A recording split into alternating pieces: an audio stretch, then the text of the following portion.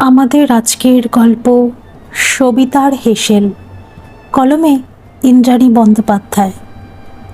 প্রচণ্ড ঝড় উঠবে সবিতা বুঝতে পারে। চৈত্র মাস মানেই কালবৈশাখী। খাওয়ার পর্ব মিটলে এক ডাই বাসন নিয়ে হাজির হয় পুকুর ঘাটে। খাটো রোদ, তবুও জলে পা ডুবিয়ে বাসন মাজে গোবর মাটি দিয়ে। সবিতার বাসন কোসন চকচক করে। পোড়া মাজার কি দুর্গতি।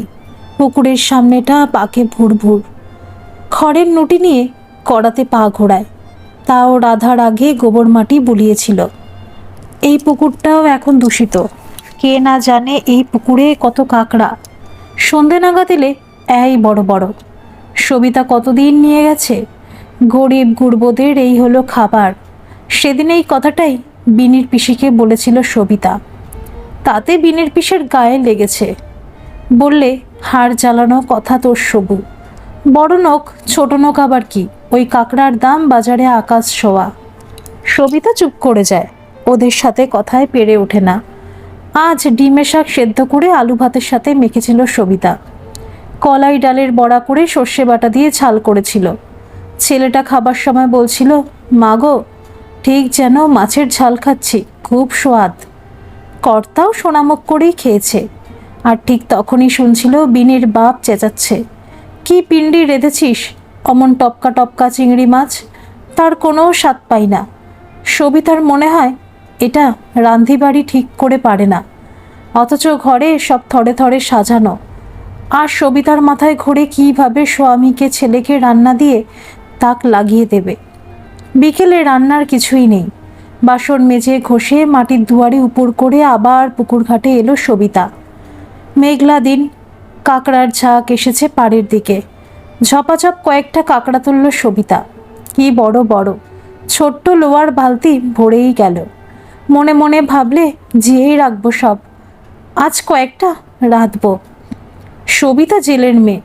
ওর বাপ সুজন পাত্র মাঝ নদীতে চাক দিয়ে কাকড়া ধরত, আর এখনও নিজেই ধরে। ওদের ঘরের মেয়েদের ভাগ্য এমনই। ওরা হাঁটে না, দৌড়ায়। বাড়ি ফিরে কাকড়ার দাঁড়া কাটছিল সবিতা। ঠিক সেই সময় বিনির পিসি এসে হাজির। বললে, আচ্ছা তোর আক্কেল বউ, পিতিটা দিন ভালো মন্দ গিলছিস, তা হাত দিয়ে কি তোর জল গলে না? দে না বউ, আমিও রাধি। সবিতার মাথায় বুদ্ধি খেলে গেল। বললে, দিতে পারি, তবে কেজি খান চাল দিতে হবে।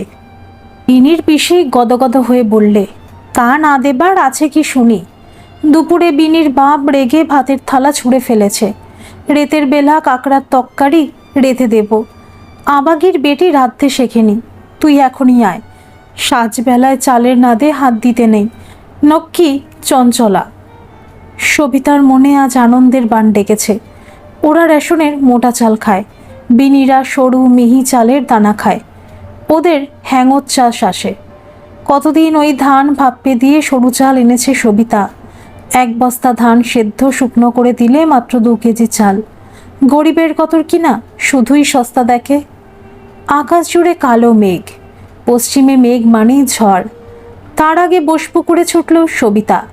হাঁসগুলোকে ডাকতে লাগলো, সই সই সই সই। এই সময় গেড়ি গুগলি খায় হাঁসগুলো। সবিতার ডাক শুনে ওরা দল বেঁধে উঠে এলো। এখনো সৃষ্টির কাজ বাকি। কর্তার খাবার মুখ খুব। ওদের মরদ্রা অমনি। হাঁসকোলের পাশেই একটা মালসা, ওতে খুদ আর কুড়ো একসাথে মিশানো।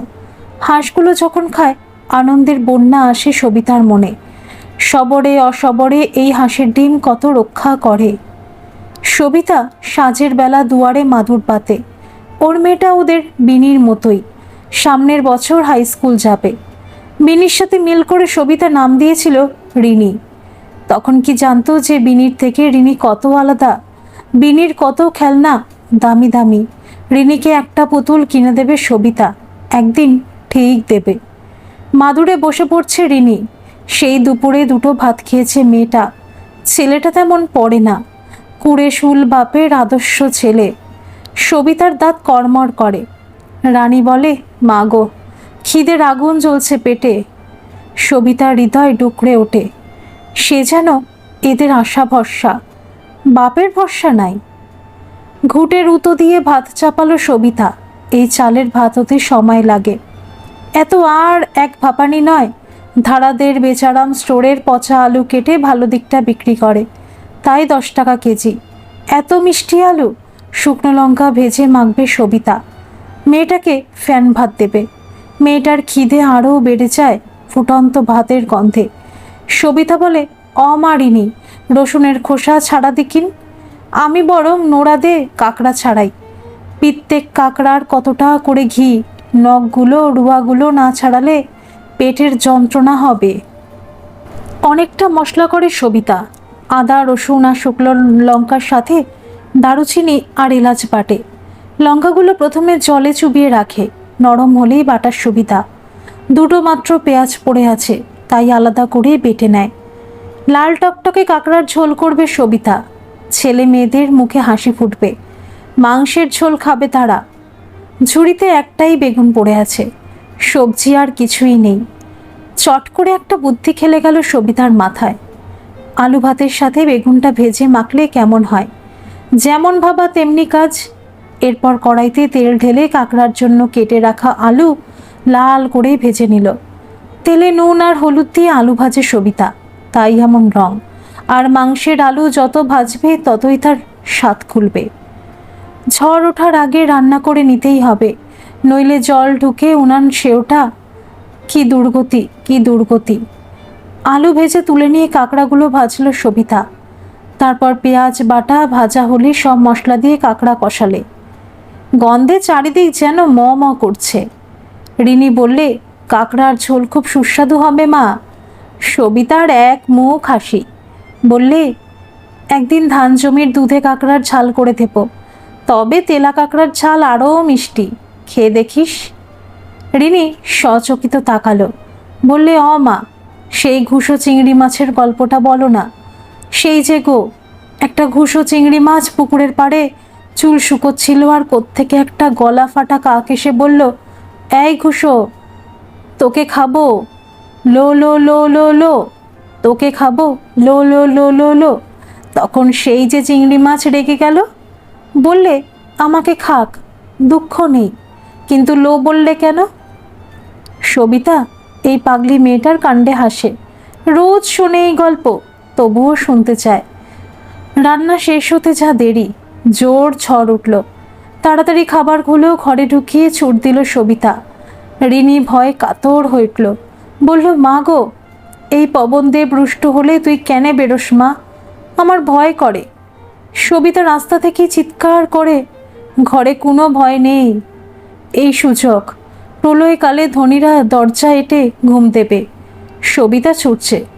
সে সংগ্রহ করবে ঝরে পড়া আম, সাথে বাগলো নারকেল পাতা, কাঠি চাচবে ঝাঁটার। কত কাঠ করবে, তারপর ছোট্ট ছোট্ট টুকরো করে আটি পাতবে। বর্ষার দিনের কথা ভাবতেই হবে। সবিতার মতো মেয়েরা লড়াই করে, সংসারের জন্য জীবনপণ করে।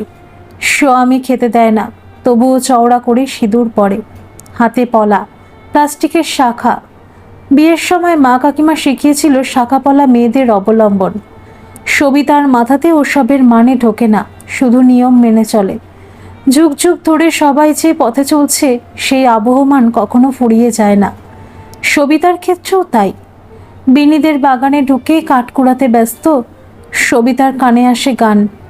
কাঠ কুড়াতে বেলা যায় মা গো মা, ক্ষেতের ফসল শুকিয়ে গেছে, খরায় চলে গা। ক্ষয়রাতিতে পেটের জ্বালা আর তো চূড়ায় না, কেউ খেতে দিলে না। রাতে খেতে বসে যেন আনন্দের সীমা নেই, যেন আজ সবিতার বাড়িতে উৎসব চলছে। ওর ছেলেমেয়ের সাথে স্বামীর মুখেও হাসি, এতেই খুশি সবিতা। রাতের অন্ধকারে ঘরে কুপি চলে, আগুনের শিখা ঊর্ধ্বগামী। ওই শিখার ভিতরে সবিতা দেখতে পায় তার শৈশব কৈশোরের দিনগুলো। ঠাকমাকে ভীষণ মনে পড়ছে আজ। ঠাকমা বলতো, সংসার সুখের হয় রমণীর গুণে। অসীম ধৈর্য আর সহনশীলতা নিয়ে প্রতিটি নারী তার সংসার আগলায়। সবিতার আজকাল কোমরে পায়ে ব্যথা হয়। কতবার ভেবেছে একবার ডাক্তার দেখাবে। মোক্ষদা বলেছিল, তোর মতো মেয়ে আমি দুটো দেখিনি, কেমন করে ওই মানুষটার সাথে রয়ে গেলি। তোর দিকে কোনো খেয়াল নেই, কেবল নিজের পেট ভরাচ্ছে। তোর গতরে উইগঞ্জের মোড়ে মানিক ডাক্তার বসে, 250 টাকা ভিসুট। তা দেখানে কেনে? সবিতা ম্লান হাসে, বলে মোক্ষদা দিদি, সতী নারীকে স্বামীর নিন্দা শুনতে নেই গো। মোক্ষদা গজগজ করে, বলে তবে আর কি। বলি নিজের খেয়াল রাখবি নে, চল কাল তোকে ডাক্তার দেখাই। সবিতা বললে, 250 টাকা থাকলে আমার রিনি আর গোপালকে মাংস কিনে খাওয়াই। রিনি সেদিন মাংস খাবে বায়না করছিল। অবাক হয়ে ফ্যাল করে চায় মোক্ষদা। ও শহরে যায়। সবিতাকে বলে, এক কাজ কর সবু, গা থেকে শহর চ দেখি, 2 পয়সার মুখ দেখতে পাবি। ওই গাধাটাকে বল সংসার সামলাতে। সবিতা উদ্গ্রীব হয়ে জিজ্ঞেস করে, কি কাজ গো মোক্ষদা দিদি? মোক্ষদা বলে, গা থেকে কলাটা, মূলোটা, কচুরলতি, শুশনি শাক, হাঁসের ডিম সব নিয়েছ আমার সাথে, সেই ভোরের ট্রেনে। ফুল বেলপাতাও সেখানে বিকোয় ডবল দামে। সবিতা রোজ ভাবে মোক্ষদার মতো ভোরের ট্রেন ধরবে, পারে না। কোনো এক মায়া কাজ করে ওর মনে। ওর বর কুড়ের হদ্দ। যখন বিয়ের ছাদনা তলায় পিড়িতে বসে মুখে পান পাতা চাপা দিয়ে ভাবছিল তার নতুন সাথীর কথা, তখনই বরপক্ষ বললে, নগদ 5,000 টাকা এখনো বাকি, বর তুলে নে যাব। আতকে উঠেছিল সবিতা। আর যে মহানায়কের স্বপ্নে সে বিভোর ছিল, তার দিক থেকেও কোনো প্রতিবাদ এলো না। কার কথা হৃদয়ের মণিকোঠায় সে সুপ্ত রেখেছে। সব স্বপ্ন সেদিন শেষ হয়ে গেল। মনে পড়ল সেই রাতে অসহায় বাপটা আর কত কাকুতি মিনতি। চোখ থেকে টপ টপ করে জল পড়ে সবিতার। প্রতিটি মেয়ের মতো সবিতা বাবাকেই এতদিন শ্রেষ্ঠ মনে করেছে। বাবার অপমান কোনো মেয়েটা সহ্য করতে পারে? সব কিছুই চুকে বুকেই গেল। শ্বশুরবাড়ির চৌখাটে পা দিয়ে সে বুঝতে পারল অশনি সংকেত। এদের কিছুই নেই, তার স্বামীর বিষ নেই, কিন্তু কুলোপানা চক্কর। এরা ভাড়া বাড়িতে থাকে, গ্রাসাচ্ছাদন হয়ে গেলেই আর কিছুই দরকার নেই এদের। স্বামীর বুদ্ধি শুদ্ধি নেই বললেই চলে। তার উপরে নামের খুব ঘটা, চন্দ্রসেন। কথায় কথায় সবিতাকে শুনতে হয় ওরা নাকি উঁচু জাত। অষ্টমঙ্গলাতে এসে ঘরের এক কোণে বসে থাকে চন্দ্র, যেন লজ্জাবতী লতা। তার উপরে সন্দেহবাতিগ্রস্ত। সবিতার সব স্বপ্ন ভেঙে চুরমার হয়ে গেল যেন। গায়ের রং ফর্সা হলেও জামাইয়ের উঁচু দাঁত। তা হোক, কিন্তু ভীষণ বোকা জামাই, বোকার হদ্দ। সবিতার কান্না পেল, ভাবলে পুকুরের জলে ডুবে মরি। এ কি জুটল তার কপালে। শ্বশুর বাড়িতে এমন কাণ্ড বাঁধালে জামাই যে সকলে হেসে কুটি কুটি। ধনী এমন জামাইয়ের। বিয়ের সম্বন্ধ যখন এলো তখন ঘটক বলেছিল, পাত্র রঙের মিস্ত্রি, শহরে ফ্ল্যাট বাড়ি, রঙের ডাক পায়। তুলির টানে যাকে বলে জাত শিল্পী। সবিতার পাড়াতুতো কাকিমা সরকারি চাকুরে। জামাইয়ের গুণকীর্তন শুনে বললে, ও সবু, আমার একতলার জানালা দরজাতে রং করব, জামাইকে বল, ন্যায্য পয়সা দিয়ে দেব। সবিতা ভাবলে, যাকগে, এরকম কয়েকটা কাজ পেলে মন্দ হয় না। জামাইকে জানালে, সে বললে 1000 টাকা লাগবে, সাথে যে কদিন কাজ করব দুপুরে ভাত দিতে হবে। পাড়াতুতো কাকিমা সব শুনেই রাজি হলেন। হয়তো 2 দিন লাগবে, তবুও জাত শিল্পীর রং বলে কথা। তাছাড়া জামাই মানুষ, মাংস ভাত খাইয়ে দেবেন। হায় কপাল, এ কি রঙের মিস্ত্রি! রঙের কৌটো খুলতেই পারছে না। ফরমাস মতো রং এনেছেন কাকিমা, সাথে তারপিন তেল। বাড়ির সকলে হতভম্ব। ধীরে ধীরে অন্যের সহায়তায় কৌটো খোলা হলো। যাই হোক, জানালা দরজা শিরিষ কাগজ দিয়ে পরিষ্কার করলো জামাই। বললে, কাজ ভালো চাইলে সময় লাগবে। এবার সবাই পছন্দ করলো। বেশ সুন্দর করে প্রাইমার দেওয়া হয়েছে। তবে এইটুকু কাজ শেষ করতে 5 দিন লাগিয়ে দেবে। তার মানে 5 দিন দুপুরের খাবার দিতে হবে। প্রথম দিন মাংসের গন্ধে ম করছে চারদিক। জামাই চন্দ্রের পেটে ছুঁচোর কেত্তন চলছে যেন।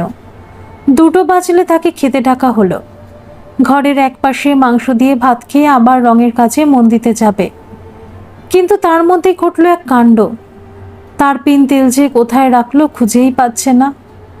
অবশেষে আবিষ্কার হলো তারপিন তেলকে জল ভেবে খেয়ে ফেলেছে চন্দ্র। সারা বাড়িতে শোরগোল পড়ে গেল। গোটা গ্রাম জানলে জামাইয়ের কীর্তি। আর সবিতা লজ্জায় লাল হয়ে গেল। ছ্যা, এমন বোকার পাল্লায় পড়েছে সে। সবিতার মনে হলো আর কখনো অমন স্বামী নিয়ে সে বাপের বাড়ি যাবার নাম করবে না। এমনটা কোনো মেয়েই চায় না। বাড়ি ফিরে সবিতা বললে, বিয়ে যখন করেছো তখন আয় উপার্জন করতেই হবে। এমন বসে গেলে ঘর ভাড়া মেটাবে কি করে? তাছাড়া ঘর করতে হবে। সবিতার কথা কানেই নেয় না চন্দ্র। কথাতেই আছে, এক কান কাটার লজ্জা থাকে। সবিতার বর দু কান কাটা। এদিকে বাড়িওয়ালা তাগাদা দেয়। সময় মতো খেয়ে বেরিয়ে পড়ছে চন্দ্র। আর সবিতার হেসেল যেন আর চলে না। বিয়ের সময় পাওয়া গয়নাগুলোও একমাত্র সম্বল, তাও তো কয়েকটা মাত্র গহনা। গরিব বাপ যেটুকু পেরেছে দিয়েছে। ধিক্কার এলো সবিতার। সেদিনেই বরপক্ষ আবার বলছিল টাকা না পেলেই বর তুলে নিয়ে যাব। সেটাই ভালো হতো। এখন সবিতা কি যে করে। সবিতা জানে আত্মীয় স্বজন কেউই তার দুঃখের সাথী হবে না। আর যদি এই সংসার ছেড়ে পালায় তবে ওর চরিত্র খারাপ, এটা চারিদিকে ঢিঢি পড়বে। আর যাবেই বা কোথায়? তার মতো অসহায় লেখাপড়া না জানা মেয়ের কী বা দাম? তার থেকে এখানেই দাঁড়িয়ে লড়াই করবে সে। এখানে অভাব দাঁত বার করে হাসলেও মানুষগুলোর কাছে আকাঙ্ক্ষিত সে নয়, বরং তার শাশুড়ি স্বামী যেন তার উপরেই নির্ভরশীল। নিজেকে মূল্যবান মনে হলো সবিতার। ঠাকমা বলেছিল, ও সবু, তোর নামের মানে জানিস? সবিতা বোকার মতো চেয়েছিল। ঠাকমা বলেছিল, সবিতা মানে সূর্য। কত আলো বল দেখি। সূর্যি দেবতার আলোতেই সব অন্ধকার দূর হয়। চাঁদের আলোটাও সূর্যের আলো সবু। সাঁওতাল মাস্টারটা সেদিন বলছিল, সবিতা বলে সূর্য তো দেবতা, পুরুষ মানুষ, তার নামে আমার নাম কেনে। ঠাকমা শুধুই হেসেছিল। আজ বেশ ঠান্ডা পড়েছে। বিয়ের পর এই প্রথম শীতকাল। শাশুড়িকে একটা ছেঁড়া চাদর, বয়স হয়েছে, এমনিতেই শীত বেশি। সবিতার মনটা ব্যাকুল হয়ে উঠল। হলেই বা মেয়ে মানুষ, তাই বলে কিছুই করা যাবে না তা তো নয়। তার মনে হলো এই দুর্বল মানুষগুলো, বোকা মানুষগুলো তার একান্ত নিজস্ব। তার বুদ্ধি দিয়ে সে হাল ধরবে। নড়বড়ে সংসার নৌকার কাণ্ডারি হবে সে। দেখিয়ে দেবে সাধ্যের বাইরে গিয়ে অসাধ্য সাধন কাকে বলে। আজ রান্নার জায়গাটা ভালো করে পরিষ্কার করলো সবিতা। মাটির 2 কুঠুরি ঘর, মাসে 200 টাকা ভাড়া, অথচ 1 পয়সা উপায় নেই এখন। আগে তবুও 2-1টা কাজ আসছিল, এখন তাও নেই। চালের হাঁড়িতে যে কটা চাল আছে তাতে একবেলা হয়ে যাবে। এরপর কিছু ব্যবস্থা না করতে পারলে একেবারেই হরিমটর। গরমের দিনে পাশের আইসক্রিম কল থেকে আইসক্রিম নিয়ে বেঁচেছিল চন্দ্র। দিব্যি বিনি পুঁজির ব্যবসা। শীতকাল পড়তে সেই কারখানা বন্ধ। সবু আজ ভাত চাপিয়েই দিল। শাশুড়ি তার কাছে এলে মাদুর পেতে দিল। বললে, তোমার জন্য চাদর কিনতে যাব, এই চাদরে তোমার শীত ভাঙে না। শাশুড়ি বলি রেখা সমৃদ্ধ, মুখ উচ্ছল হয়ে উঠল। বললে, দিবি বউ, কেউ কখনো আমারে কিছুই দেয়নি, তুই দিবি বউ। সবিতার গলার কাছে দলা পাকিয়ে উঠল। কিছু একটা করতেই হবে তাকে। শাশুড়ির খিদে পেয়েছে, মুখে ফুটেও বলেও না আজকাল। সবু বুঝতে পারে, যাদের অভাব বেশি তাদের খিদেটাও বেশি। ভাতটা 1 ফুট হয়ে গেলে আলু চচ্চড়ি করে সবু। কড়াতে সামান্য তেল দিয়ে 5 ফোড়ন আর শুকনো লঙ্কা ফোড়ন দেয়। তারপর আলুগুলো নুন হলুদ দিয়ে নেড়ে চেড়ে ঝোল ঝোল আলুর চচ্চড়ি। শাশুড়ি পরম তৃপ্তিতে মুড়ি খায়। 2 চোখে জল চিকচিক করে সবিতার। কেন যে সে পারে না ওদের মুখে হাসি ফোটাতে। এবার পারতেই হবে, যে কোনোভাবে। চিন্তা করছিল সবিতা, প্রতিদিন কি খাবে সবাই, সেটার চিন্তাই ওকে করতে হয়। বিধাতা পুরুষ তার কপালে এমন কেন লিখল কে জানে। পুকুর ঘাটে বাসনকোসন নিয়ে মাজতে গেল সবু। এখন এই জায়গাটা বেশ নির্জন। দুপুরে এলে স্নান করার ভিড়। একরাশ চিন্তার মধ্যেই আজ কি রান্না করবে সেটাও ভাবছিল সবিতা। হঠাৎই নজরে পড়ল পুকুরের পাড়ের ঝোপ থেকে প্যাক প্যাক আওয়াজ। সন্দেহ হলো সবুর, ওই ঝোপের মধ্যে হাঁসটা নিশ্চয়ই ডিম পাড়ছে। চুপ করে বসে বসে বাসন মেজেই চলছিল। হঠাৎই হাঁসটা পুকুরের জলে নেমে গেল। আর কাল বিলম্ব না করে সব ছুটল ঝোপের দিকে। আনন্দের বন্যা এলো সবিতার মনে। ঠাকমার কথাটা মনে পড়ল। জীব দিয়েছেন যিনি, আহার দেবেন তিনি। সবিতা গুনে গুনে দেখল মোট 10টা ডিম। তার মানে হাঁসটা রোজ এখানেই ডিম পাড়বে। কাদের হাঁস কে জানে। সবিতা কোল আঁচলে ডিমগুলো নিয়ে নিল। কাপড়ের মধ্যেই সাদা রং দেখা যাচ্ছে। কারো নজরে পড়লে আর রক্ষে আছে। পুকুরের পাড়ে কলমি শাক, শাক দিয়ে ডিম ঢাকা দেবে। নধর কলমি শাক তুলে দিল নিপুণ হাতে। আজ অনেক কাজ বাকি, প্রতিদিনের চিন্তার নিরসন ঘটাতেই হবে। বাড়িতে ফিরে মনটা ভালো হয়ে গেল সবুর। মনে হলো নিশ্চয়ই ভালো কিছুই ঘটবে। আর কতদিন ভালো করে রান্না হয়নি, কত কি তো নেই। আর শাশুড়ি কত কি খেতে চায়, হয়তো সংসারের মেয়াদ ফুরিয়ে আসছে তাই। প্রদীপ নেবার আগে দপ করে চলে ওঠে। আবার চোখ দুটো চিকচিক করে ওঠে সবিতার। কুলুঙ্গিতে লক্ষ্মীর ভাড়ে কিছু পয়সা জমিয়েছিল, আজ ভাড়টা ভেঙে ফেলে সবুর। হেসেলে আজ ভালো করে রান্না হবে। অতগুলো ডিম দেখে ফোকলা দাঁতে শাশুড়ির হাসি ধরে না। কলমি শাক ভালো করে ধুয়ে আনলো সবু। মাটির দাওয়ায় বসে শাশুড়ি জিজ্ঞেস করে, কলমি শাক কতদিন খাইনি, চচ্চড়ি করবি বুঝি? সবিতা বললে, চচ্চড়িতে ছোলা না দিলে স্বাদ হবে না। তুমি শাকগুলো ঘুনোকুচি করো, আমি দোকান যাই, আমার তেল বাড়ন্ত। দোকান থেকে তেল, বেসন, আদা, পেঁয়াজ, রসুন কিনে আনলো সবিতা। বড় গামলার মধ্যে শাক রেখে তাতে পেঁয়াজ কুচো, আদা, রসুন আর লঙ্কা দেয়। এরপর বেসন আর চালের গুঁড়ো মিশিয়ে অল্প অল্প ভেজে জল ঢেলে শক্ত করে মেখে নেয়। চন্দ্র এসে দেখে হেসেলে আজ বিশাল আয়োজন। কলমি শাকের বড়া করছে সবু, লাল লাল করে ভাজছে, সাথে হাঁসের ডিমের ঝোল।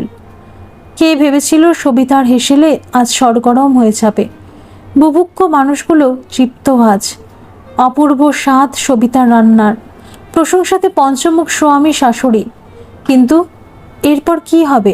এবার তো এই গয়নাগুলোই সম্বল, ওগুলো দিয়েই কিছু করবে সবিতা। তাই দুপুরবেলা যখন নিথর চারদিকে, তখন বেরিয়ে পড়ল সবিতা। গায়ের বউ, লেখাপড়া জানে না, কিন্তু আজ যেন সে লক্ষ্যে স্থির। অনেকদিন থেকেই মতলব করেছিল সবিতা, বোস পুকুরের উঁচু পাটটা কিনতে পারলে যেমন করে হোক একটা আস্তানা সে গড়েই ফেলবে। রাস্তার পাশের জায়গায় অনেক দাম, সামান্য গয়নায় কটা পুঁজি।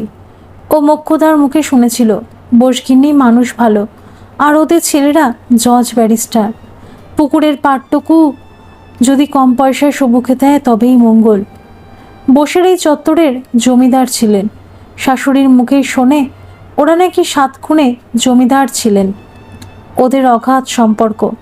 জমির তো লেখাজোকা নেই, ওই বোস পুকুরের মালিক ওরা। ওরকম আরও কত পুকুর ওদের, সোনার উপর বসানে সিন্দুক ভর্তি। চন্দ্র বলেছিল এরা খুব উদার জমিদার। এদের ছিল 4টে কাছারি বাড়ি, গায়ের জোড়া শিব মন্দির ওরাই তৈরি করেছিল। তবে ওদের বংশধররা কেউ আর এখানে থাকে না, অনেকে বিদেশে আছে। শুধুই রাজবাড়ির মধ্যেই থাকেন এই জমিদার বাড়ির বউ মাধবীলতা। ছেলেরা অবসরে সবরে আসে। গৃহদেবতা রাধা মাধবকে ছেড়ে তিনি ছেলেমেয়েদের সংসারে যাননি। সুরম্য প্রাসাদতম বাড়িটা দাসদাসী সঞ্চালিত। এইসব কথা শুনেই সবু ভেবেছিল জমিদার গিন্নিমার হাতে পায়ে ধরে একটু ভদ্রাসন যদি করা যায়। তার শরীরে যে নতুন প্রাণটা জন্ম নিয়েছে তার জন্য ভাবতে হবে এবার। জমিদার বাড়ির কাছে এসে কেমন ভয় ভয় করছিল সবুর। জমিদারি না থাকলেও ঠাটবাট এখনও আছে। পা টিপে টিপে ভেতরে প্রবেশ করলো সে। কেউ কোথাও নেই। কত যে দরজা, যে কত গোলক ধাঁধা লেগে যায়। ঘরগুলো সব খোলা, কিন্তু কোনো মনীষীর দেখা নেই। হয়তো দুপুর বলে দাসদাসীরা যে যার বাড়ি গেছে, কিন্তু কর্তামা কোথায়? এই তো সুযোগ। তার পা দুটো জড়িয়ে ধরবে সবু, বলবে মা গো, গরিব অনাথিনীকে দয়া করো, পুকুরের পাড়টুকু দাও। সবিতা এগিয়ে চলে, মনে সন্দেহ দানা বাঁধে। কোনো শব্দ নেই কেন? আর এতগুলো ঘরে কোথায় আছেন জমিদার গিন্নি? হঠাৎই ফুলদানি পড়ার আওয়াজ আসে। সবু আর ঠিক রাখতেই পারে না নিজেকে। কোনো বিপদে জড়িয়ে যাবে না তো? সে না, বলা নেই কওয়া নেই, এই ধনী বাড়িতে অনাহুত প্রবেশ করেছে সে, তাকে চোর ভেবে পুলিশের হাতে দেবে না তো? সবিতার পা দুটো ভয় কাঁপছে, এবার গলাটাও শুকিয়ে আসছে। সে কি করবে এখন? মনে মনে মহেশ্বরকে ডাকতে লাগলো সবু। কথায় আছে যে এ পড়েছে, এখন কি বেরোবে কি করে? কেমন যেন তালগোল পাকিয়ে যাচ্ছে। এই জমিদারির শরিকি বিবাদ আছে, সবিতার প্রমাণ হয়ে যাবে। ঘোমটাটা টেনে নিয়ে আরও কিছুটা এগিয়ে এলো সবিতা। কিন্তু এ কি দেখছে সে? এই তো রাধা মাধবের বিগ্রহ, কিন্তু ওই লোকটা কে? মুখে কাপড় বাঁধা, মন্দিরে পুজো হয়ে গেছে, তাহলে এই লোকটা কে? আর পুরোহিত যদি হবে তবে মুখে কালো কাপড় কেন? অনেকদিন থেকেই মতলব করেছিল সবিতা, বোস পুকুরের উঁচু পাটটা কিনতে পারলেই যেমন করে হোক একটা আস্তানা সে গড়ে ফেলবে। রাস্তার পাশের জায়গার অনেক দাম, সামান্য গয়না, কটা পুঁজি। ও মোক্ষদার মুখে শুনেছিল বোস গিন্নি মানুষ ভালো, আর ওদের ছেলেরা জজ ব্যারিস্টার। পুকুরের পাটটুকু যদি কম পয়সায় সবুকে দেয় তবেই মঙ্গল। বোসেরা এই চত্বরের জমিদার ছিলেন। শাশুড়ির মুখেই শোনে ওরা নাকি 7 গুণে জমিদারি ছিলেন। এদের অগাধ সম্পর্ক। জমির তো লোখাজোখাই নেই, ওই বোস পুকুরের মালিক ওরা। সেরকম আরও কত পুকুর ওদের, সোনার উপর বাসনে সিন্দুক ভর্তি। চন্দ্র বলেছিল এরা খুব উদার জমিদার। এদের ছিল 4টে কাছারি বাড়ি, গায়ের জোড়া শিব মন্দির, আর ওরাই তৈরি করেছিল। তবে ওদের বংশধররা কেউ আর এখানে আসেনি, অনেকে বিদেশেই আছে। শুধুই বাড়াবাড়ির ওদের বংশধররা কেউ আর এখানে থাকে না, অনেকেই বিদেশে আছে। শুধুই রাজবাড়ির মধ্যে থাকেন ওই জমিদার বাড়ির বউ মাধবীলতা। ছেলে অবরে সবরে আসে। গৃহদেবতা রাধা মাধবকে ছেড়ে তিনি ছেলেদের সংসারে যাননি। সুষম্য প্রাসাদপম বাড়িটা দাসদাসী সম্বলিত। এইসব কথা শুনেই হবু ভেবেছিল জমিদার গিন্নিমার হাতে পায়ে ধরে একটু ভদ্রাসন যদি কেনা যায়। তার জন্য ভাবতে হবে এবার। জমিদার বাড়ির কাছ থেকে এসে কেমন ভয় ভয় করেছিল সবুর। জমিদারি না থাকলেও ঠাটবাট এখনও আছে। পা টিপে টিপে ভেতরে প্রবেশ করলো সে। কেউ কোথাও নেই, কত যে দরজা, কত যে গোলকধাঁধা লেগে যায়। ঘরগুলো সব খোলা, কিন্তু দুপুরে কোনো মনীষীর দেখা নেই। হয়তো দুপুর বলে দাসমাসিরা যে যার বাড়ি গেছে, কিন্তু কর্তামা কোথায়? এই তো সুযোগ। তার পা দুটো জড়িয়ে থাকবে সবু, বলবে মা গো, গরিব অনাথিনীকে দয়া করো, পুকুরের পাটটুকু দাও।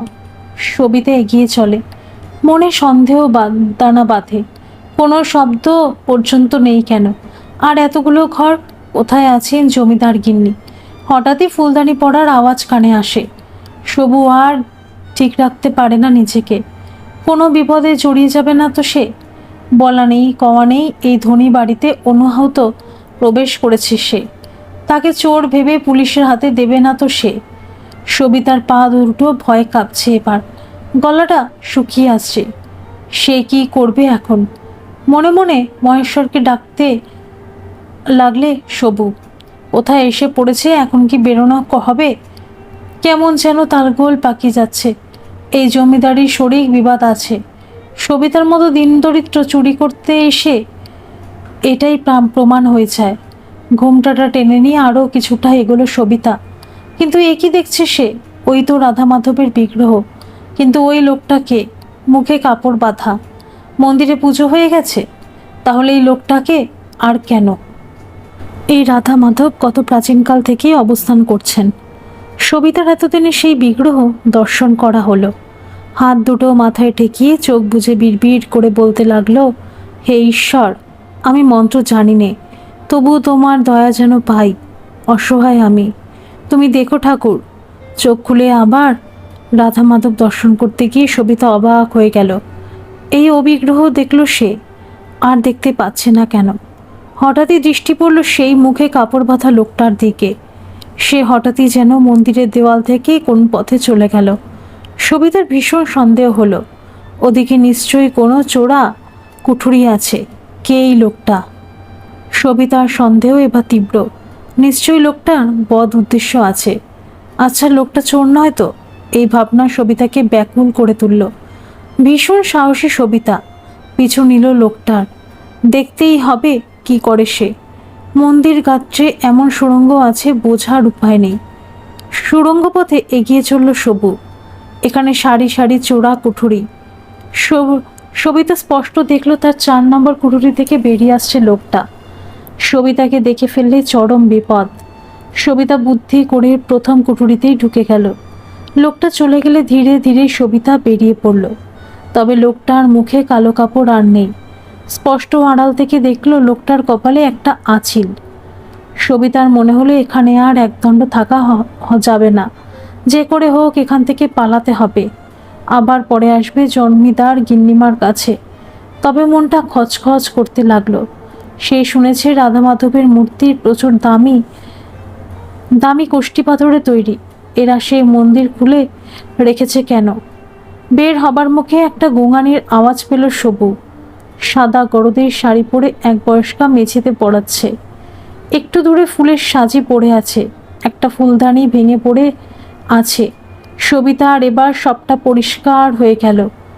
জমিদার বাড়িতে ডাক ঢুকেছে, আঁচিলওয়ালা লোকটা বাইরে গেছে। তবে কি বিগ্রহ যত সময় পাচার করবে ওরা?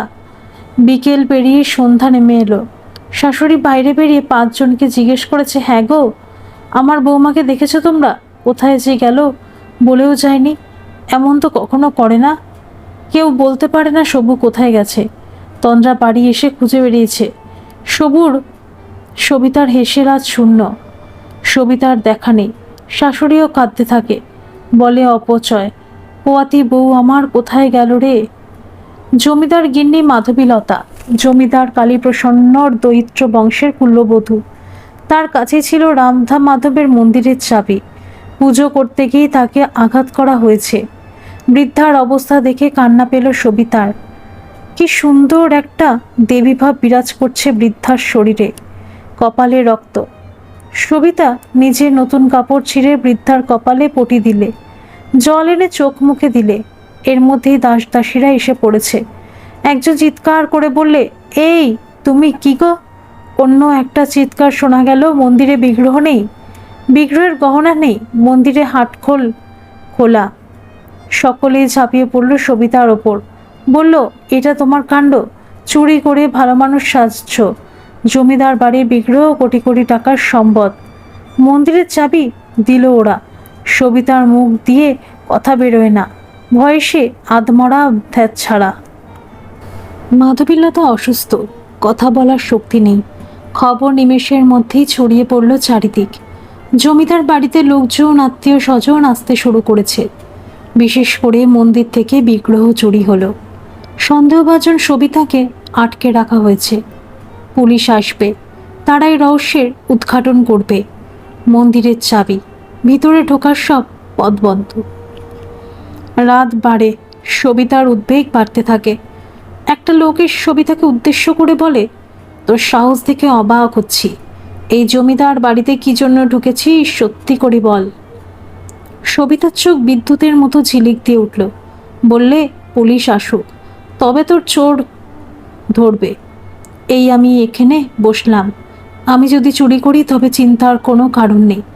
লোকটি হতভম্ব হয়ে গেল। ঠিক তখনই একটা লম্বা লোক এগিয়ে এলো। মাধবীলতার মুখের আদল। সবিতা মনে মনে বললে, এ নিশ্চয়ই গিন্নিমার ছেলে হবে। মন্দির তালা বন্ধ, পুলিশ এসে তদন্ত করবে। সবু ভাবলেই গিন্নিমার ছেলেকে সব কথা বলে দেবে, নইলে তার মুক্তি হবে না। ঠিক তখনই একটা পাগড়িওয়ালা লোক বাড়িতে ঢুকলো। পোশাক দেখে বোঝা যাচ্ছে এ হলো পুলিশ। বাংলাতে কথা বলতেই পারে না লোকটা। সবু হিন্দি সিনেমা দেখতো আগে, কিছু কিছু হিন্দি শব্দ তার চেনা। বারান্দার মধ্যে মাথা নিচু করে বসে আছে সে, সাথে এলোমেলো এক মাথা চুল। মাথার ঘোমটা টেনে নিল সবিতা। জানে না কি ঘটতে চলেছে তার ভাগ্যে। তদন্ত এরকম হয় কিনা তাও জানা নেই তার। তাকে আঙুল দিয়ে দেখানো হচ্ছে। তবে কি তাকে চোর সাব্যস্ত করছে পুলিশ অফিসার? এখন যদি তাকে জেলখানাতে ভরে দেওয়া হয় তবে কেউ তার জন্য কিছুই করতে পারবে না। তার বাড়ির লোকগুলো বোকাশোকা, আর তার মতো গরিবকে চোর বলে দেওয়া খুব সহজ। অস্থির হয়ে উঠল সবিতা। মাথায় বুদ্ধি খেলে গেল। ওই গিন্নিমার মাথায় আঘাত করেছিল কে? গিন্নিমা সুস্থ না হলে প্রকৃত সত্য উন্মোচন হবে না। উঠে পড়ল সবু, চলল গিন্নিমার ঘরে। যেমন করে হোক তাকে সুস্থ করতেই হবে। ধীরে ধীরে গিন্নিমার ঘরের দিকে পা বাড়ালো সবিতা। জানালার শাঁসি দিয়ে দেখলে একটা বৃদ্ধা দাসী গিন্নিমার ঘরে। সবিতার আশ্চর্য বোধ হলো। মানুষটা মাথায় আঘাত পেল, অথচ এরা কোনো ডাক্তার বুদ্ধি ডাকছে না কেন? তবে কি আরও গভীর কোনো ষড়যন্ত্র চলছে এই জমিদারি নিয়ে? কথায় আছে, অর্থই অনর্থের মূল। গিন্নিমার খিচুনি মতো আসছে। ওই লম্বা লোকটা যদি গিন্নিমার ছেলে হয়, তবে মাকে হাসপাতালে কেন নিয়ে যাচ্ছে না? মাথায় ঘোমটা টেনে গিন্নিমার ঘরে ঢুকলো সবু। বৃদ্ধা দাসী সবুকে দেখে বললে, তুমি কে মা? তোমাকে তো আগে দেখিনি। এখানে এই অভিশপ্ত পুরীতে কেন এলে? সবিতা বললে, আমি সবিতা, গিন্নিমার কাছে আবদার নিয়ে এসেছিলাম। এখন এরা আমাকে চোর সন্দেহ করে ফটক আঁকলেছে। আমার বৃদ্ধা শাশুড়ি ভালো করে হাঁটাচলা করতে পারে না। আমার হেসেলে আজ ভুকাধানাও চলবে না। আমার স্বামী হন্যে হয়ে আমাকে খুঁজবে। বৃদ্ধা দাসী বললে, এই জমিদারির শরিক যারা, তাদের মধ্যেই রেষারেষি। কি ভয়ঙ্কর এরা তা তোমার ধারণার বাইরে। এখন আমার চিন্তা হচ্ছে কি করে এই নর রাক্ষসদের হাত থেকে রানীমাকে বাঁচাবো। মাধবীলতা অসুস্থ, কথা বলার শক্তি নেই। খবর নিমেষের মধ্যেই ছড়িয়ে পড়ল চারিদিক। জমিদার বাড়িতে লোকজন, আত্মীয় স্বজন আসতে শুরু করেছে। বিশেষ করে মন্দির থেকে বিগ্রহ চুরি হলো। সন্দেহভাজন সবিতাকে আটকে রাখা হয়েছে। পুলিশ আসবে, তারাই রহস্যের উদ্ঘাটন করবে। মন্দিরের চাবি, ভিতরে ঢোকার সব পথ বন্ধ। রাত বাড়ে, সবিতার উদ্বেগ বাড়তে থাকে। একটা লোকের সবিতাকে উদ্দেশ্য করে বলে, তোর সাহস দেখে অবাক হচ্ছি। এই জমিদার বাড়িতে কি জন্য ঢুকেছিস, সত্যি করে বল। সবিতার চোখ বিদ্যুতের মতো ঝিলিক দিয়ে উঠল। বললে, পুলিশ আসুক, তবে তোর চোর ধরবে। এই আমি এখানে বসলাম। আমি যদি চুরি করি তবে চিন্তার কোনো কারণ নেই।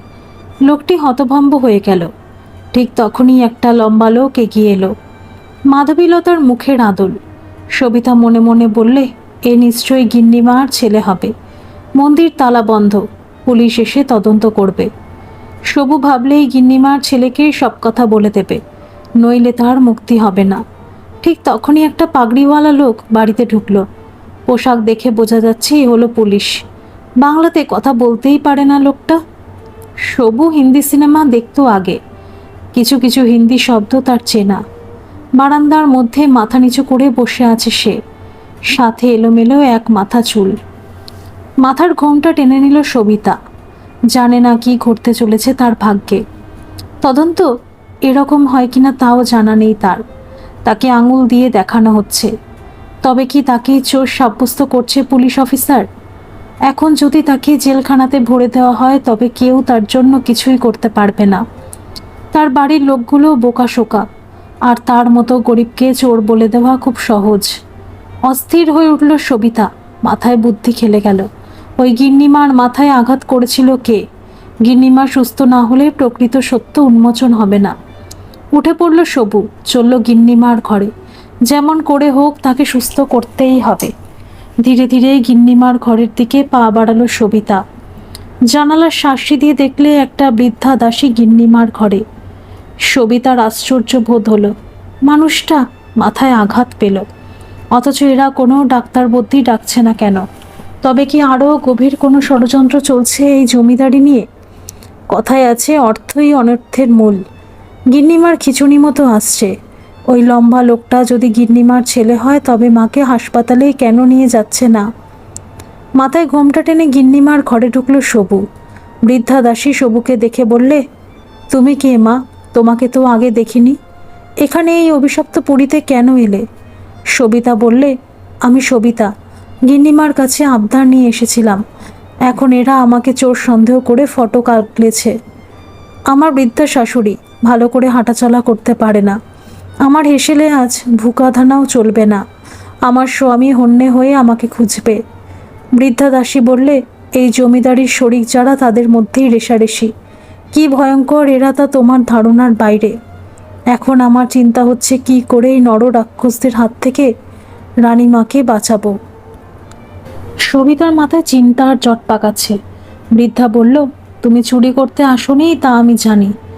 এই বাড়ির সবাইকে কেমন আমার সব জানা। তুমি অপেক্ষা করো, আমার পক্ষ থেকে যা করার আমি করব। সবিতা বলল, আমি জমিদার বাড়ির পিছনের দিকটা দেখতে যাচ্ছি। যেমন করে হোক এখান থেকে পালাতে হবে আমাকে। বৃদ্ধা বললে, আজকের রাতটা তুমি আমার কাছে থাকো, তাছাড়া এরা তোমাকে সহজে যেতে দেবে না। একটা কিনারা করতে হবে তোমাকেই। সন্ধ্যার মধ্যেই গোটা বাড়ি গমগম করছে। সবার মুখে এক প্রশ্ন, দেব বিগ্রহ কোথায় গেল? ওই বিগ্রহ আজকের নয়। মাধবী লতার ছোট ছেলে বলল, এই কোষ্ঠী পাথরের মূর্তি পেয়েছিলেন উমাপ্রসন্ন বসু। সে আজকের কথা নয়। বাংলার নবাব তখন আলীবর্দী বর্গী আক্রমণে বিধ্বস্ত বাংলাতে এসেছিল উমাপ্রসন্ন, ভাগ্যান্বেষী যুবক। তখন রাধা মাধব স্বপ্ন দর্শন দিয়ে বলেছিলেন, কিছুটা দূরে কদমতলায় আমি আছি, আমাকে প্রতিষ্ঠা করো, তোর উন্নতি হবে। উমাবস অবাক, কাঁদো কাঁদো হয়ে বললেন, আমার তো কিছুই নেই, কি করে মন্দির প্রতিষ্ঠা হবে? রাধা মাধব মূর্তির সাথে 2 ঘড়া স্বর্ণমুদ্রা পেল উমা। আর মূর্তি যে সে মূর্তি নয়, কোষ্ঠী পাথরের। একটা ভয়ঙ্কর রকমের গোলযোগ বেঁধে গেল। বড় ছেলে যখন বলল তদন্ত হচ্ছে, তখন ছোট ছেলে বলল, সব তোর ধাপ্পাবাজি, মূর্তি চুরির ছল। সবিতা এবার কিছুটা হলেও সাহসী উঠল। তার মানে ভিতরে গভীর চক্রান্ত, সবিতাকেই বাঁচতে হবে। বাড়ির পিছনে এলো সবিতা। এই জায়গাটাতে একটা গড়খাই। মাধবীলতা ফুল ফুটেছে ফাটা দেওয়ালে। কড়ি বর্গার বাড়ি। এখানে জ্যোৎস্না লোক সব কিছুই দেখিয়ে দিচ্ছে। ছোট ছেলে এসে পড়ায় ডাক্তার এসেছে বাড়িতে। বড় ছেলে কেন ডাক্তার আনলো না? একটা চিন্তার পরে আরেকটা চিন্তার মেঘ। এই মেঘ কখনো কি সরবে না? দরকার নেই ধনী হয়ে। সবিতার গরিব সংসারেই কত শান্তি। 7-5 ভাবতে ভাবতে একটা আওয়াজ শুনতে পেল সবিতা। কারা যেন ফিসফিস করে কথা বলছে। এই নির্জন স্থানে কারা কথা বলছে? কোনো অশরীরই নয় তো? ভয়ে রাম রাম বলতে লাগলো সবিতা। এই 3 সন্ধ্যা বেলায় কোথায় এসে পড়ল সে? হঠাৎই দুটো ছায়া নজরে পড়ল সবিতার। এবারে এগিয়ে গেল ছায়ামূর্তি দুটির দিকে। খুব চেনা 2 জন, গিন্নিমার বড় ছেলে আর ওই লোকটা পুলিশ অফিসার। তবে পাগড়িটা নেই এখন। চন্দ্রালোকে স্পষ্ট দেখা যাচ্ছে আঁচিলটা। তার মানে সবিতার কাছে স্পষ্ট এখন সব কিছুই। কিন্তু কে শুনবে সবিতার কথা? তবুও যা করার সবিতাকে করতেই হবে, না হলে চরম সর্বনাশ ঘটে যাবে। কিন্তু এই জমিদার বাড়ির পিছনে কেন ওরা? কি উদ্দেশ্য জানতেই হবে। চুপ করে অন্ধকারে দাঁড়িয়ে রইল সবু। কি যেন খুঁজছিল ওরা। দেখা যাক ওদের কি মতলব। চুপ করে সব কথা শোনার চেষ্টা করছে সবিতা। কয়েকটা কথা কানে আসছে।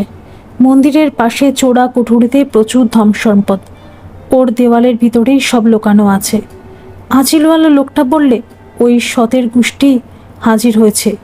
যে কোনোভাবে ওটাকে বাড়ি থেকে সরাতে না পারলেই খুব বিপদে পড়ব আমরা। আর ওই মহিলার ঘাড়ে দোষ চাপিয়ে দেওয়া কষ্টসাধ্য হবে। চমকে উঠল সবিতা। আর এক মুহূর্ত এখানে নয়, এখনই আসল সত্য ফাঁস করতে হবে। ছোটবাবুর কানেই তুলতে হবে সব কথা। আর সতের গোষ্ঠী মানে কি? তবে কি এরা গিন্নিমার সৎ ছেলে? বাড়ির দিকে পা বাড়ালো সবিতা। বৃদ্ধা দাসী ঠায় গিন্নিমার কাছেই বসে আছে। সবিতা ভাবলে, একেই সব কথা বলি। সব শুনে বৃদ্ধার চোখ চড়ক গাছ। বললে, তার মানে ওরা ছোটবাবুর ক্ষতি করবে? সবিতার মুখে হাসি খেলে গেল। বললে, এই সবু থাকতে তা হবে না। বৃদ্ধা দাসী সবিতার বুদ্ধি দেখে অবাক হয়ে গেল। সবু পোশাক অদল বদল করেছে। বৃদ্ধার থান পড়ে মাথায় টেনেছে ঘোমটা। সন্ধ্যার সময় লুচি আর তরকারি নিয়ে ছোটবাবুর ঘরে ঢুকেছে সবিতা। আর ঠিক তখনই পাগড়িওয়ালা পুলিশ অফিসারকে দেখতে পেল সবিতা। কত নিপুণ অভিনয়! ছোটবাবুর বোঝার ক্ষমতা নেই যে লোকটা একটা প্রতারক। সবিতা টেবিল সাজায়। কানে আসে আঁচিলওয়ালার কাতরতা। ছোটবাবু, আপনি এখনই রানীমাকে নিয়ে শহরে যান। ওখানে বড় ডাক্তার দেখান। রানীমাকে সুস্থ করতেই হবে, নইলে বিগ্রহ চুরির হদিশ পাওয়া যাবে না। আপনি না ফেরা পর্যন্ত আমি এখানেই থাকব। আমার পুলিশ ডিপার্টমেন্ট এদিকটার ভার নেবে। মাতৃভক্ত ছোটবাবু খুব খুশি। বললে, আমি কাল সকালেই মাকে নিয়ে রওনা হব। আপনি নিশ্চিন্তই থাকুন। পুলিশ অফিসার বেশি প্রতারক বলে চলে গেল। এই সুযোগ হাতে আর সময় নেই। সবিতা ছোটবাবুর সামনে গিয়ে দাঁড়ালো। ছোটবাবু বললে, মাসি তুমি এখানে কেন? মায়ের কাছে কে আছে? সবিতা মাথার ঘোমটা সরালে। ছোটবাবু চমকে উঠল, বলল, কে তুমি? সবিতা বললে, আমি বাধ্য হয়ে আপনার কাছে এলাম ছদ্মবেশে। এক ভয়ঙ্কর বিপদের সম্মুখীন আপনি। ছোটবাবু অবাক, বললে, এসবের মানে কি? তুমি এসব জানলে কি করে? সবিতা বলে চলে সমস্ত কাহিনী। পুলিশ অফিসার ছদ্মবেশে নিয়ে ডাকাত ঢুকেছে জমিদার বাড়িতে। ছোটবাবুর কাছে সব পরিষ্কার এখন। সকাল হলে একটা গাড়ি এসে দাঁড়ালো ফটকে। রানীমাকে নিয়ে শহরের অভিমুখে যাচ্ছে ছোটবাবু। সাথে থান পরিহাত্তা দাসী, পাগড়িওয়ালা কুশ্রীরাষ্ট্র ফেলে। জমিদার বাড়ি আজ লুট করবে লুটেরার দল। সবিতার চিন্তা হয়, ছোটবাবু কি তার কথা বিশ্বাস করলেন না? এখন কি যে হবে। সেদিন সবিতার এসলে আবার উনুন জ্বলল। জমিদার বাড়ির গিন্নিমা শুয়ে আছে সবিতার ভাঙা কুটিরের ছিন্ন কাঁথায়। পাড়ার বিশু কবিরাজ জ্ঞান ফিরিয়ে দিয়েছে গিন্নিমার। সবিতার আজকাল কত আনন্দ। লুঠেরার দল ভেবেছিল ছোটবাবু শহরে গেছে। তারা মন্দির ভেঙে বিগ্রহ বের করেছিল, তন্ন তন্ন করে দেওয়াল ভাঙছিল। আর সবিতার বুদ্ধিমত্তায় ধরা পড়ল ডাকাত দল। জমিদার বাড়ির সম্মান বৈভব বাঁচালো গায়ের অশিক্ষিত বউ সবিতা। সবিতা যেদিন গিন্নিমার সেবা করলে, কদিন থেকেই ভাত নেই পেটে। আজ স্বয়ং গিন্নিমাকেই খেতে দেবে সবু। কলাইয়ের ডালের বড়ির সাথে কাঁচকলার বেগুন দিয়ে ঝোল রাঁধলে সবিতা। চন্দ্র কোথা থেকে চুনো মাছ এনেছিল, তাই দিয়ে পাকা তেঁতুলের সাথে টক। খুব তৃপ্তি করে খেলেন গিন্নিমা। শরিকি বিবাহ তার লোভ কত ভয়ঙ্কর। গিন্নিমা সবিতার মনের আশা পূরণ করলেন। পুকুরের পাড় সবিতাকে দানপত্র করে দিলেন। সবিতার গয়নাগুলো রয়ে গেল। ছোটবাবু সবিতাকে ডেকে 2000 টাকা দিলে। বললে, তোমার জন্য জমিদার বাড়ির কুলদেবতাকে রক্ষা করতে পেরেছি। এই সামান্য টাকাটা তার কিছুই নয়। সবিতার ভিটে হলো। আর ভিটের একপাশে ছোট্ট হাঁস খামার করলে সবিতা। বড় করে খোল বানালে। সামনেই বসপুকুর, জলের অভাব নেই। 2-1টা গয়না বিক্রি করে দেবে সবু। আরও হাঁস কিনবে, তাদের খাবার জোগাড় করবে। 6 মাস ডিম দেবে হাঁসগুলো। বসপুকুরে শামুক তুলছে সাবু। তার সংসারের নৌকাতে পাল বেঁধেছে সবু। তর তর করে এগোচ্ছে সংসারী নৌকা। কাণ্ডারি সবিতা, চন্দ্রর বউ। কঠোর পরিশ্রম সবিতার মতো মেয়েকে সাফল্যের মুখ দেখাবেই। কত স্বপ্ন দেখে সবিতা তার মেয়েটার দিকে তাকায়। মাটির দৌড়ে বসে এক মনে অঙ্ক করে ঋণী। সবিতার ভবিষ্যৎ। বসপুকুরের শামুক রান্না করে সবু। সেদিন ছোটবাবু এসে বললে, হাঁসের মাংস খাবে? সবু একটা হাঁস ছাড়িয়েছে। পালক ছাড়িয়ে আগুনে হাঁসটা সেঁকে নিলে সবু। জলের প্রাণী, এটা করতেই হবে। তারপর লাল টাটকা মাংসের ঝোল। টকবক করে ফুটছে মাংস। জিন ঋণী দুয়ারে বসে পড়ছে। মানুষ সব পারে, সব পারে। ধন্যবাদ সকল বন্ধুরা। এই গল্পটি যদি আপনাদের ভালো লেগে থাকে তাহলে অবশ্যই একটা লাইক করে দেবেন। আর এই চ্যানেলে নতুন হয়ে থাকলে চ্যানেলটিকে সাবস্ক্রাইব করে আমার পাশে থাকবেন। আর পাশে থাকা বেল আইকনটিকে প্রেস করে দেবেন, যাতে সমস্ত গল্পের নোটিফিকেশনগুলি সবার প্রথমে আপনাদের কাছে পৌঁছে যায়।